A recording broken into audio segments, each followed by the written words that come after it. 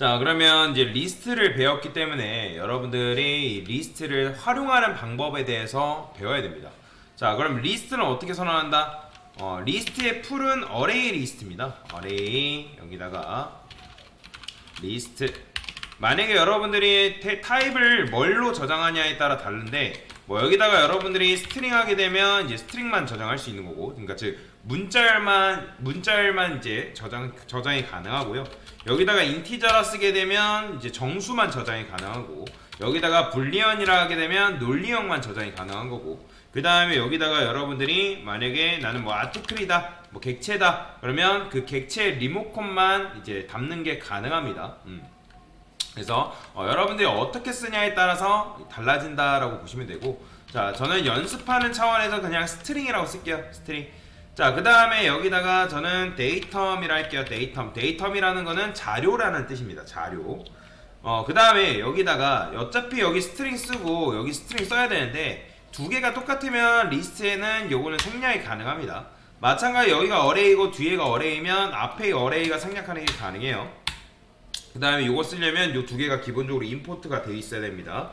혹시라도 여러분들이 프로그래머스나 코드업 백준에서 문제 풀 때는 요게 자동으로 임포트가 되지 않기 때문에 요 녀석을 넣어줘야지만 여러분들이 뭐 리스트, 어레이 리스트를 사용할 수가 있으니까 그 점 유의해서 문제를 푸시면 되겠다. 자, 일단은 데이터를 집어넣는 것부터 해볼게요. 기본적으로 이런 자료형에도 이런 자료형에도 CRUD예요. CRUD. 뭐 데이터를 추가하고 읽고 수정하고 뭐 삭제하고, 그게 제일 기본이라고 보시면 되는데, 여기다가 이번에는 리스트 데이터 추가라고 하겠습니다. 추가는 add예요. add. 자, 여기다가 제가 var라고 쓴 거는 value라고 보시면 됩니다. 값이다. 그러면 어떻게 하느냐? 자, 데이텀에다가 add 한 다음에 내가 넣고 싶은 문자를 여러분들이 넣으시면 돼요. 이렇게. 그러면 리스트라는 거는 아주 유연한 녀석이기 때문에 내부적으로 0번째, 1번째, 2번째 여러분들 데이터 넣는 게 알아서 박힌다고 생각하시면 됩니다. 자, 배열 같은 경우는 여러분들이 사이즈를 정해줘야지만 그 배열을 사용할 수 있죠. 근데 리스트 같은 경우는 여러분들이 배열의 사이즈처럼 사이즈를 딱히 정해주지 않아도 여러분들이 데이터를 집어넣은 것만큼 이제 길이가 정해지기 때문에 굉장히 유연한 성질을 가지고 있다라고 생각하시면 됩니다. 자, 그 다음에 데이터를 좀 더 넣어볼게요. 안녕, 반가워. 자바 수업입니다. 이런 식으로 썼어요. 자, 이게 바로 데이터 추가예요. 데이터 추가. 데이터 추가. 자, 그러면 데이터를 추가했으면 데이터를 가져와야 될 거 아니에요. 그죠? 데이터 가져오기. 자, 가져오기는 get이에요. get 한 다음에 내가 여기다가 인덱스, idex는 인덱스라고 보시면 돼요. 좀 헷갈리니까 이렇게 쓸까요? 인덱스라 쓰겠습니다. 자, 그러면 어떻게 가져오냐? 여기다가 제가 요 녀석을 여러분의 데이터를 집어넣게 되면 알아서 얘가 0번째고 얘가 1번째, 그 다음에 얘가 2번째라고 생각하시면 됩니다. 그러면 여러분들이 데이터 가져올 때 데이텀 get 소가로 한 다음에 0 이렇게 쓰게 되면 내가 0번째 데이터를 가져오겠다, 그런 의미예요. 그럼 실행하면 안녕이 출력됩니다. 보이죠? 안녕이 이렇게 출력이 되고요. 그 다음에 1번째 데이터, 2번째 데이터 이렇게 하면 안녕, 반가워, 자바 수업입니다가 출력이 되는 걸 볼 수 있어요. 당연히 여러분들이 이렇게 하고 이렇게 하면, 자, 이거 돼요, 안 돼요? 자, 안 돼요. 자, 실행해보면 이런 식으로 에러 납니다. 자, 인덱스 아웃 오브 바운즈 입세션. 자, 인덱스라는 건 뭐예요? 리스트라는 것도 결국에는 인덱스라는 게 존재하는데, 너 인덱스의 길이를 벗어났다. 즉, 벗어난 인덱스 길이의 데이터는 존재하지 않는다 라고 뭐라 하는 거예요. 그죠? 그러니까 즉 요거는 인덱스 3 out of bounds for length 3. 그러니까 현재 리스트의 길이는 3이다. 이런 거 존재하지 않는다. 그래서 이거는 불가능하다는 거예요. 왜? 현재 리스트의 길이를 벗어났기 때문에.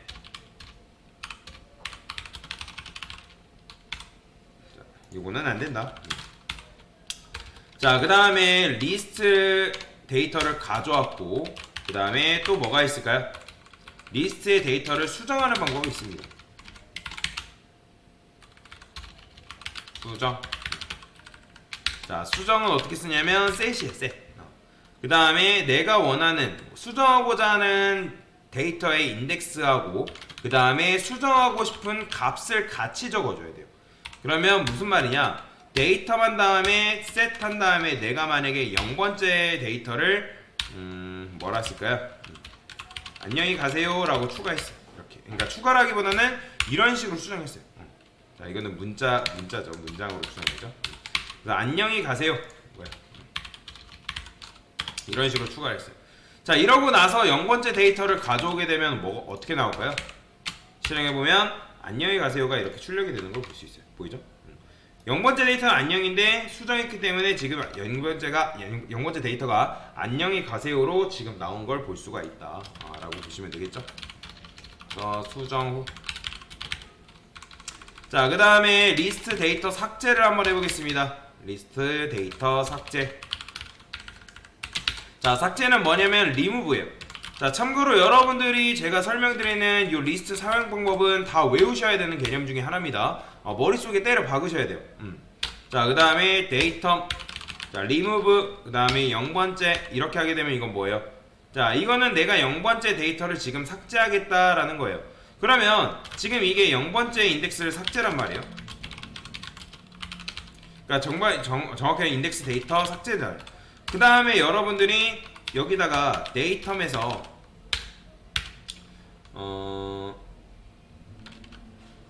출력을 해볼게요. get 0번째. 자, 그러면 이거 삭제하고 나서 지금 출력을 하는 거잖아요. 그죠? 그럼 뭐 나올까요? 이렇게 했을 때. 자, 지금 이게 삭제 전이죠. 삭제 전. 그러니까 삭제 전 데이터이기 때문에 출력해보면 이렇게 나와요. 자, 보시면 지금 뭐예요? 리스트 데이터 삭제해가지고 지금 안녕히 가세요가 나오죠. 이거 헷갈리니까 이렇게 쓸까요?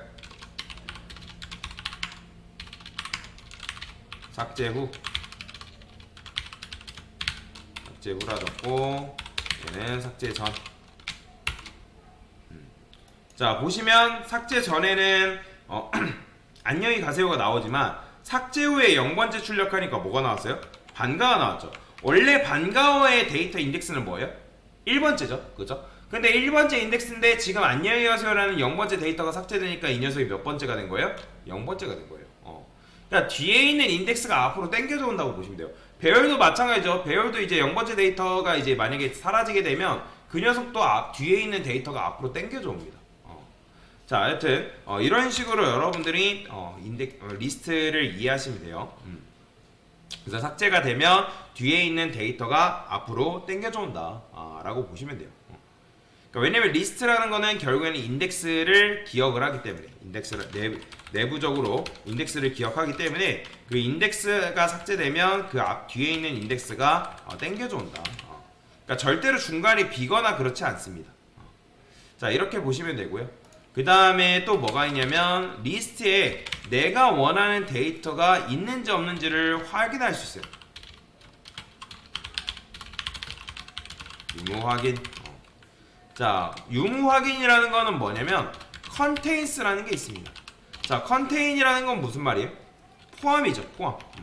그러면 이 밸류 값을 포함하고 있는 녀석이 있냐, 그걸 물어보는 거예요. 그러면 우리가 보통 있냐 없냐를 하게 되면 있어 또는 없어. 그러면 있어를 자바에서 뭐라 할까요? true라고 하는 거고 없어 라는 걸 false라고 표기한다. 그러면 여기다가 데이텀이라 쓰고, 자, contains라 써볼게요.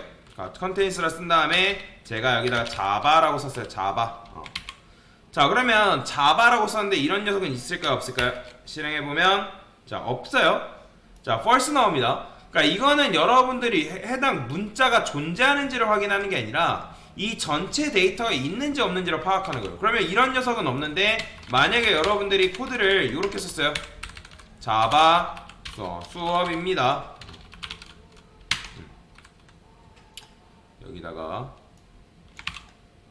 java 수업입니다. 자, 그러면 이런 녀석은 있다 없다? 있죠? 그렇죠? 실행해보면 뭐가 나오냐면 true가 나오는 걸 볼 수 있어요.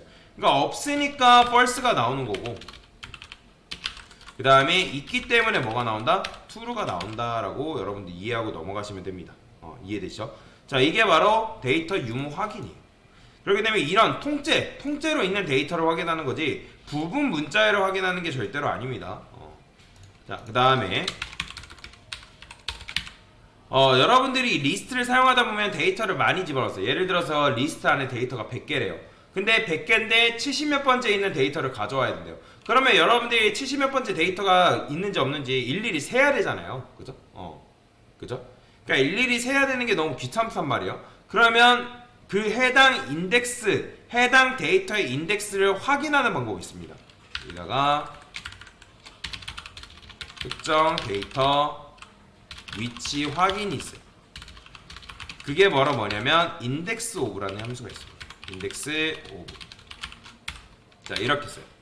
자, 그러면 현재 데이터는 뭐가 있냐면 0번째를 삭제했으니까 반가워랑 자바 수업입니다가 있단 말이에요. 그러면 제가 여기다가 데이텀에서 index of 여기다가 뭐라고 쓸 거냐면 반가워라고 써볼게요. 그러면 이 녀석은 현재 몇 번째 위치에 있는 거예요? 지금 반가워. 참고로 얘는 여러분들 이 녀석은 자, 지금 0번째 나오죠? 이 인덱스 오브라는 거는 해당 데이터가 그 안에 있으면 해당 녀석의 인덱스 위치를 반환해주고 없으면 마이너스 1 반환해줍니다. 해당 데이터가 있으면 데이터의 인덱스를 반환, 그 다음에 없다면 마이너스 1을 반환한다. 이런 식으로. 그러면 여러분들이 이걸 이용해서 뭐도 가능하냐면 이런 것도 체크를 할 수가 있어요.